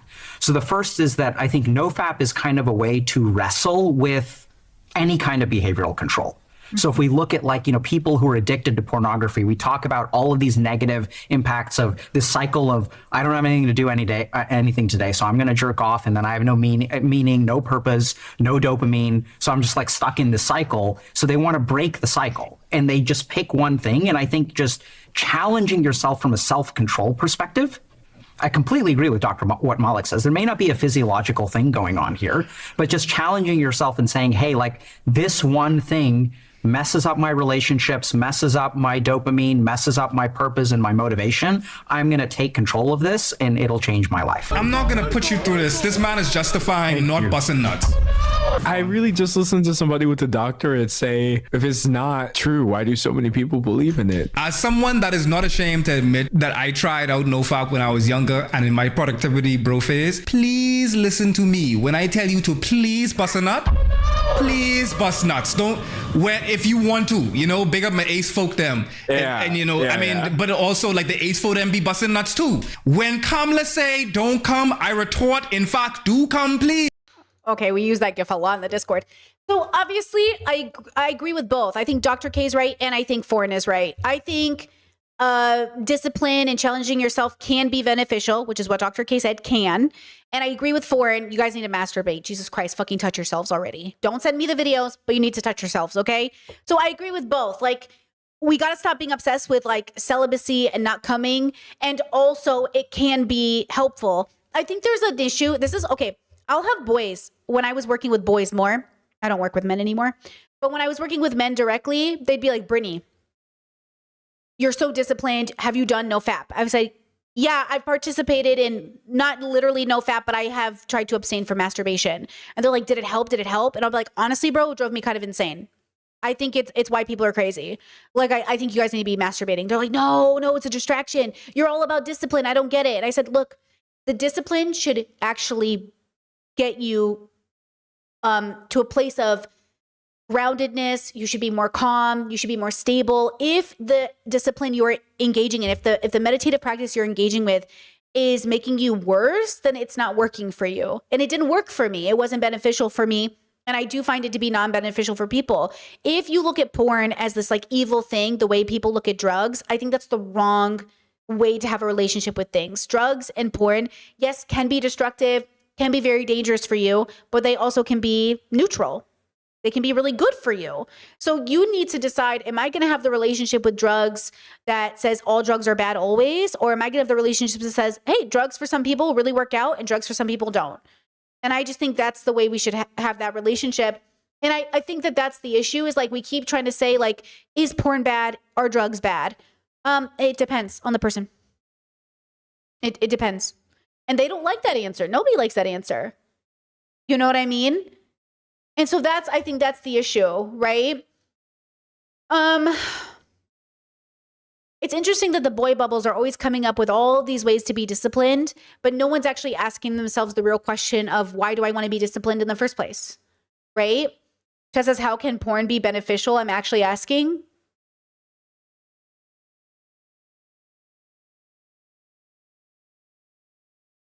Hold on. Okay. I'm going to good faith answer that, but I feel like it's kind of obvious. Example, people who maybe lack imagination might need visual stimulation in order to engage in a healthy relationship with masturbation. Let's say you have aphantasia and your imagination isn't enough for you. You go online, you get a visual representation for the vibe you're going for. You masturbate, have an intimate relationship with yourself. If you never spent 8 hours masturbating, sometimes it's nice to have a visual help, a visual cue. Some people like sounds. Some people are auditory enhanced with auditory stimulation. So you could engage in that you can read porn, you can engage in like reading, and it's just nice to have a story to go along with to kind of like spice up your imagination, I suppose. Does that make sense? Porn is a medium. It's like saying, you know, in what way is film beneficial? You know, lots of ways. It's entertaining, it's creative, it's stimulating, it's intimate, you know, so on and so forth, right? Does that make sense? But again, your relationship with things is key. And that's what I think is missing. Like, your relationship with it is the thing. That's why when boys say all porn is bad, I'm like, no, your relationship with porn is bad. And if your relationship with porn is bad, I'm so sorry that happened to you. Okay, well, it's not always bad for everybody else. Same with drugs. Like, just because you had a bad relationship with alcohol and drugs doesn't mean other people are having it. You know? Something like that. Oh God. This religious refusal of pleasure is killing us. The general idea of letting go of that alone would never be enough to motivate these guys to try to respect women by cutting out some of these sources or things like that. No, it's actually, I have to do the stupid version of this, which is not masturbate at all. And that way I can have superpowers. How did you fail the task successfully? The religious refusal of pleasure is literally killing us. Like, there's no virtue, no reward in asceticism, in refraining from recreation and enjoyment of life. There's nothing from there. Well, I don't know, Foreign. With that build, it tells me you probably refrained from a lot of pies. How much pizza dough are you eating with that build, girl? Come on now. Our boy is definitely not eating ice cream every night. And if he is, how do you get that build though? You know, I think what he's saying is generally true, but I would caution us from being in denial that all of us restrict ourselves in many ways to attain goals. Okay? And you know what I'm saying? Okay. Yeah. Notice that a lot of these self-help gurus, Stephen, Dr. K, all of these folk, they describe the road to success as this tortuous, filled with potholes, painful experience. Let me tell you, suffering does not guarantee success. No, suffering doesn't guarantee success, but you're going to suffer whether you're successful or not.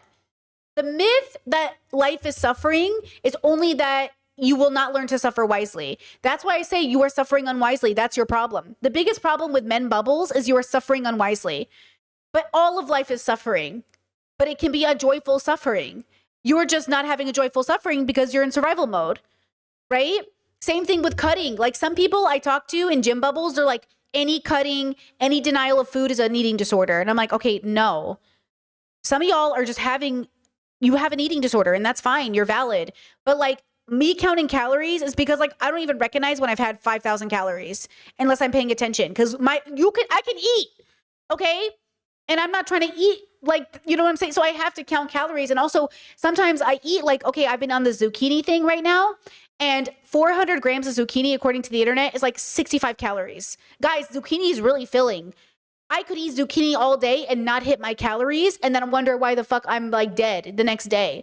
Because if I'm not counting calories, then I don't know if I've had enough or too much. And I'm saying you don't have to count calories. I don't count calories every day. I don't even do it most days. I just kind of get a ballpark of what this calorie is, and I kind of just wing it. But the idea is that, yeah, like, there is a level of suffering we all have to engage with, but you can have a joyful relationship with it, which is what my work is about. My work is saying all life is suffering, but it doesn't always have to be unwise suffering. So that's why I like Dr. K's work, because I think he's aware of that. And I also don't think I'm the target audience for Dr. K because I'm already past that. But he's trying to teach people the basics. Dr. K is still trying to teach boys the basics. And you guys are like, oh, his content sucks. Like, girls, you're not the audience. Like, you know, as a progressive, if we believe in the collective and we think, like, guys, do you know why conservatives hate the saying it takes a village? Because they don't want to hang out with you. They don't want to help these boys any more than you do. And I'm saying it takes a village to save these boys, which is when Dr. K says society needs to interact and interject. That's what he's saying. Yeah, these boys will not be saved without the village. If you do not save these boys, they will burn down the village.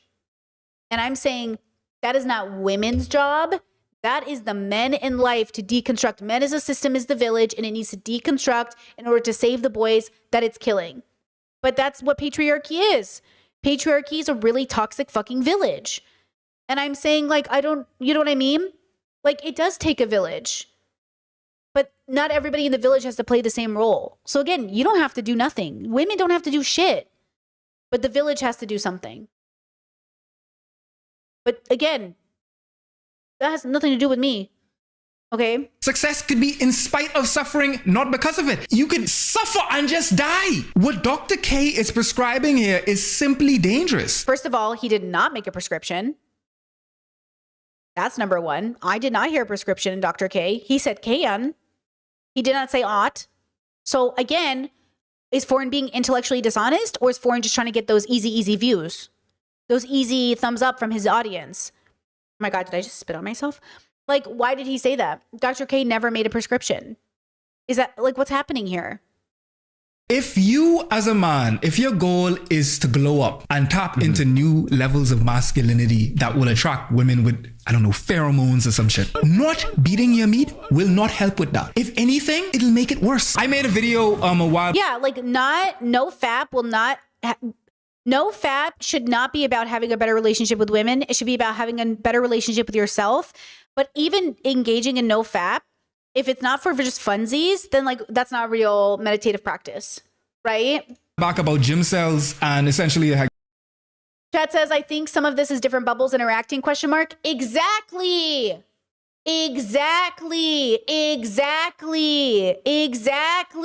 That's my point. Exactly, chat. That's what I'm trying to get through to people. I don't think they know that. I don't think people know this. I don't think people understand it. And I'm saying we are so intellectually in the toilet that we don't understand different bubbles. That's why my work is focused on bubbles. We have to be able to perceive the bubble we're dealing with and understand it accordingly. And if you don't, you're just going to keep putting everybody in the same bubble and making the same prescription towards people, which is why in this, this channel, we don't make prescriptions, because like one size doesn't fit all. I can't give the same prescription to the same group of people until they're at a certain level. And right now, these boys are not at the level in which I could even give the prescription of proper meditation. I would first have to start with why? Simple questions, right? That are, harder. How the self-help space is not only filled with grifters, but also advice that will harm you and your chances of finding what you really want. Because like I said, I love that the majority of this video is hating on the Diary of the CEO because I think his body of work sucks. If you look at Dr. K, the body of his work is good. If you look at Dr. Kakanda, if you look at Kat Black, but that doesn't mean they don't fucking miss sometimes, and they do. But the body of the work that they're trying to do, I think, is overall good. Okay, D'Angelo, Foreign, the body of their work is good. It doesn't mean they won't have opinions where I roll my eyes and I think, Jesus Christ, whatever. Hassan, even the body of his work is relatively good. It doesn't mean I don't fucking want to pluck my ears out and fucking just stop myself from listening to his voice when he says fucking stupid shit. Okay, Diary of the CEO, the body of his work is trash. Destroy it. Effort to become more attractive, more desirable, you end up being more repulsive because the attitude that you develop because of it. But I want to focus specifically on the medical harm that okay, this is the biggest part of it all. And if you know the backstory to this lore, you know that this will haunt Dr. K for the rest of his life, but you'll also know nobody will ever know it unless you were there. You will never understand this story unless you were there. And I wasn't even there for the very beginning, but I went back and did my research. But I was there for some of this. I was there in real time for some of this. And unless you were there, you will not get it. You just won't understand. Looks like Dr. K is pushing because as a doctor, one would think that he has an oath to science for the betterment of his clients and those that watch his content. You would think, well, oh God.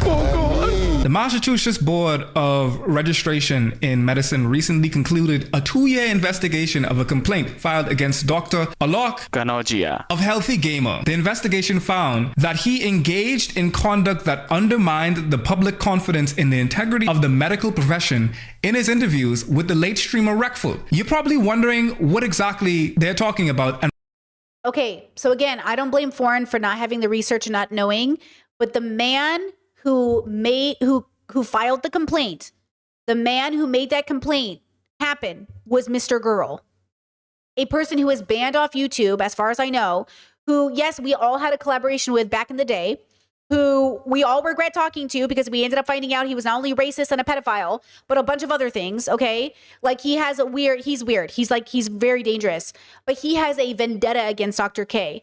Okay, he called me a cult leader. He's the one who started that whole fucking rumor about me being a cult leader, which was never fucking true. And even though he took it back, it doesn't matter. Okay? And that's why I say be careful, because Dr. K also invited this research. He also said, yeah, if there's something you gotta find it. Unlike Dr. Jordan Peterson, who rejected any investigation into himself and threw a hissy fit over it, Dr. K said, yeah, if you find something, then I deserve it. Mr. Girl is the reason this thing even happened. So be very careful about this idea that, oh, this proves something. This was a bad faith report. And I'm glad the board took it seriously, but it was a bad faith report. And Dr. K significantly learned from this situation and became a better content creator because of it. Why are they referring to a person as late? Dr. K's license was reprimanded by the medical board in 2024 because a streamer by the name of Reckful would engage with Dr. K as a means of therapy and help. It was not a means of therapy. That's the problem, right? Like, it wasn't therapy. It was a possible therapy relationship, which they could not end up doing because they were friends. And so Dr. K said, we're going to get you a therapist that isn't a friend, because obviously that's inappropriate. And we're going to get you the help you need. Reckful did commit suicide, but he didn't commit suicide because of Dr. K. The implication that everyone insinuated that was why is silly. Reckful was paying for friendships. He was completely depressed. He was out of it for many years. Reckful was always on a path of destruction. He even had suicide in his family before this. Reckful was incredibly abused as a child and was engaging in incredibly unhealthy behavior. And Dr. K tried to intervene in good faith, and Reckful killed himself. But it wasn't because of Dr. K. Dr. K tried. He overpromised on stream. That was true. He overpromised and wanted to play a role in Reckful's life he couldn't actually play. But when he realized that, he tried to amend it as quick as possible. This wasn't why Reckful killed himself. So yes, it was like badly handled, but it was in good faith. Helping his mental health. That was until Reckful would eventually take his own life at the ripe age of 31. I really, really, really, really want to know how irresponsible you would have to be for something like this to happen. Nothing. Barely irresponsible. That's why his license wasn't revoked. It was you can watch it. You can go back and watch the streams. You can see in the moment the overpromise, which we often do with people in our life who are struggling because we want to believe we can be there. If you've ever had a parent who's addicted to alcohol, a brother who's addicted to drugs, a sister who's struggling with unhousing, you know you overpromise to people in your life all the time about being there consistently for them until you realize you can't be. Okay? Let me say this right now. If I had ever actually killed myself in all my attempts, it would not have been because of my parents. It would have been because of you, the world. My struggle with suicide was because I didn't know my place in the universe. And yes, you could say it was the abuse of my parents or the abuse of the people around me. But the truth is, it was because I didn't know how to wake up every day and live in a world I didn't understand. Okay? Reckful didn't understand his place in the universe, which is why I say, if you really want to avoid losing yourself to the world, you must understand your place in it. If you become a doctor and think you're going to save every one of your patients, you might as well choose a different field. As a therapist, if you become one, you must understand some of your clients will commit suicide. Okay? If you become a parent, some of your kids will commit suicide. And yes, people can be driven to suicide. But the truth is, at the end of the day, we commit suicide out of a place of feeling loss, out of control, a place of, I don't even know what else to do with my life. I don't get it. And I say we either intervene as quick as possible, but we have to understand we can't save everybody, right? So like, again, when we have these conversations, I think it's so wrong to paint Dr. K as being complicit or the reason Reckful killed himself. He simply overpromised as a friend, as a person who knew Reckful. That's what he did. That was his crime. A crime most of us will do throughout our life. It's like when you're dating a really toxic guy and you say, I'll be with you. I'm not going to leave you. I'll be there for you. And then eventually it becomes abusive and you're like, I'm sorry, I can't play this role for you. And they're like, I can't believe you. I'm going to kill myself. That's basically what happened. I mean, it's a little different, but it's basically that situation where like you want to think if you can just intervene, if you just call your friends and say, hey, bro, well, how are you? Instead of understanding that it's so much harder and more complicated than that. Okay. You to be reprimanded at all in any way tangential to something this serious and still turn around and share this sort of information with people, still say things that aren't true, this, that, the other, play fast and loose. This is why these things are regulated. Dr. K. Yeah, they are regulated, which is also why he didn't get his license revoked. I will also say I do find it frustrating that like, hold on. What did an extent turn around and share this sort of information with people, still say things. Oh. Dr. K did significantly change the work he does on the internet, and he's been very cautious with the he's been very clear about his collaborations. He makes it very clear to the people he's collabing with that this is not therapy. But, and this is the brain of a boy. I need you to jump into the brain of a boy on his side of the internet. They think it's therapy. I used to do calls with viewers and they would be like, oh, is this therapy? I'm like, no. Are you fucking stupid? This is not fucking therapy. I'm trying to raise money for my channel. Like, and I'd be like, guys, this isn't therapy. I had YouTubers. YouTubers would call me and be my caller and they're like, oh, is this therapy? I'm like, does this look like fucking therapy? They say it's therapy because they don't know what therapy is. Okay, so these boys titled their streams therapy. And I'm saying, hi, hello? This can't be therapy. Therapy isn't streamed. Okay? That's what I'm saying is so frustrating with like the world we live in. And then you're like, oh, it's on the medical professional. You mean the medical professional that said it's not therapy? You mean me who said thousands of times, hey, this isn't therapy. How could this be therapy? I've never even finished college. How could this be therapy? I don't have a license. I'm not doing therapy. You know what I'm saying? And I'm saying that's the point. How can you just put the blame on the one person instead of all of us together as a collective? We have to raise our standards up and say, we also have to understand it's not therapy. But they can't because the boys have no concept of what therapy is because they won't go to it. You know what I'm saying? That aren't through this, that, the other. Play fast and loose. This is why these things are regulated. Dr. K, and an extension, anyone who platforms him, exposing millions of people to medical misinfo. It's a systemic thing because it's not even just Dr. K. This is another person. Okay, so that's it there. I just think like that's fine if you want to have that assessment of Dr. K. I don't think it's fine. But I think it's like I am so hungry for a more intellectually deep assessment of what we're seeing in the world because we're not going to solve any problems or help people if we don't do it. But I understand why people can't do it. It's really hard. But let me tell you this. Nothing in the Epstein files will ever shock me. I mean, they will shock me. Sorry, let me rephrase. I will be shocked, but I won't be surprised. Okay? Nothing about boy bubbles will ever, surprise me. Nothing about people's assessments of people will surprise me because that's what my work is. If you are new to my work, I want my work to be a good faith observation of bubble perception and how we are so limited by our brains. And we are so limited about what we know is true and how we're supposed to have a relationship with anything that's going on. It's like Dr. Anna complaining that people use therapy speak online as if these therapists coming online aren't the reason we use it. Like, girl, you're the one making the content. Okay? Like that's the way you making the content. So it's like, I feel like we all want to be here. We all want to be promoting our businesses. We all want to be promoting our work. But then we have to understand our audience will take what I see you guys with peace and love. I mean this so respectfully. Sometimes I see people try to tell people what the levels are and you're so fucking wrong about it. And I'm like, oh my God. Like, and I get it, right? Like I get it. And people go, oh, write a book and people will understand. Oh yeah, like that's been proven. Yeah, sure. If I just write a book, you'll finally get it. I see people all the time try to explain my work to other people. And I'm like, that's not right. But okay. And like, it's fine. Like, okay, but that is what it means to be a person. It means to accept that, like, when I say it, okay, but this is the last part I want you to focus in on. The good faith of this is so important. The reason I married the person that I married is because we are so good faith with understanding each other that even when I'm like, why'd you say that? What did you mean by that? This face isn't a fight. This face is like, what do you mean by that? And then my partner goes, listen. And then they sit down and they talk to me and I go, And I'm looking at them like this, like, you stupid. And like, we're sitting here and then we are in so good faith hearing each other. We do not bicker or fight. We literally like in passion understand each other, right? Okay. When you watch Dr. Kirkonda review KB talking to Edmund, he'll say like, oh, she's so aggressive. She's so assertive. And I'm like, she is literally just talking about if you want to get, and I'm like this. And I say to my partner all the time, I am so grateful that you married me and that I can make these facial expressions and I'm not being passive aggressive.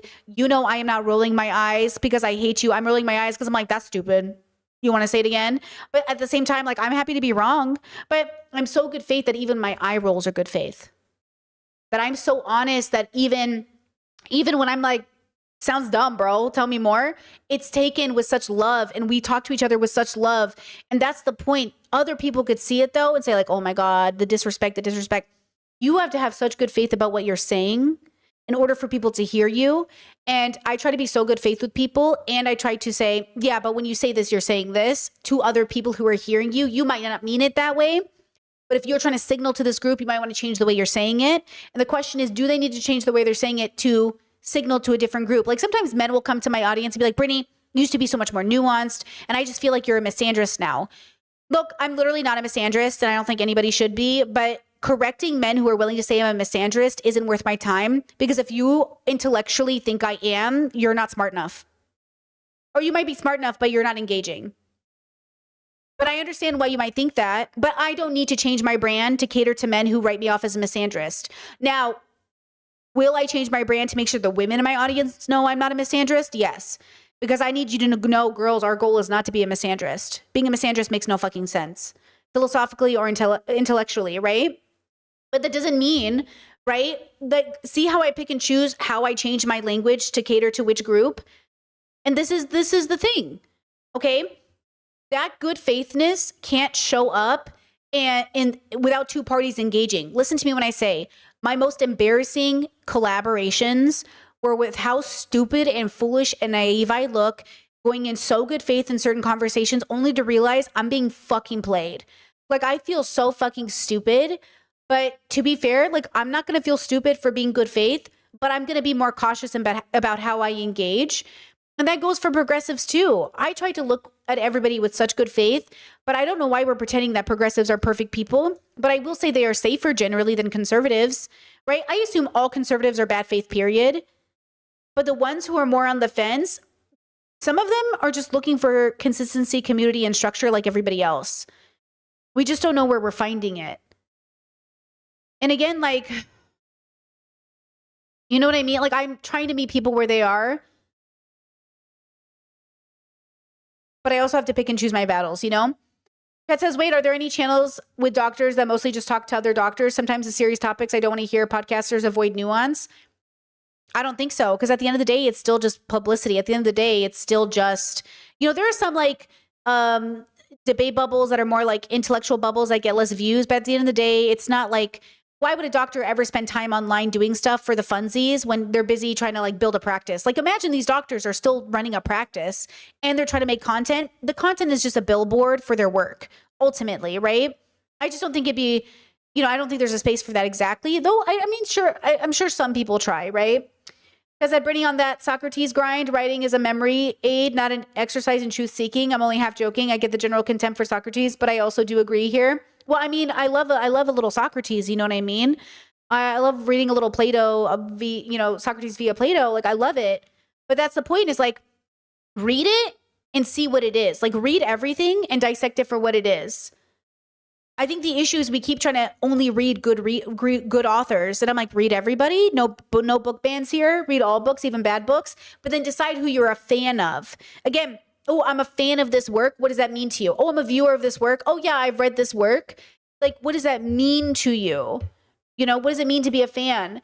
Because even me saying, oh, yeah, like I'm a viewer of Foreign. What if Foreign makes a horrible video one day and everyone's like, oh, my God, Brittany Simon likes this guy?